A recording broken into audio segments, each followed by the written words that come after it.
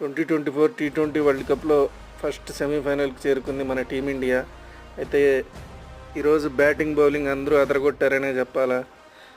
Rohit Sharma 23 runs, Kohli 37 runs, Pant 36 runs.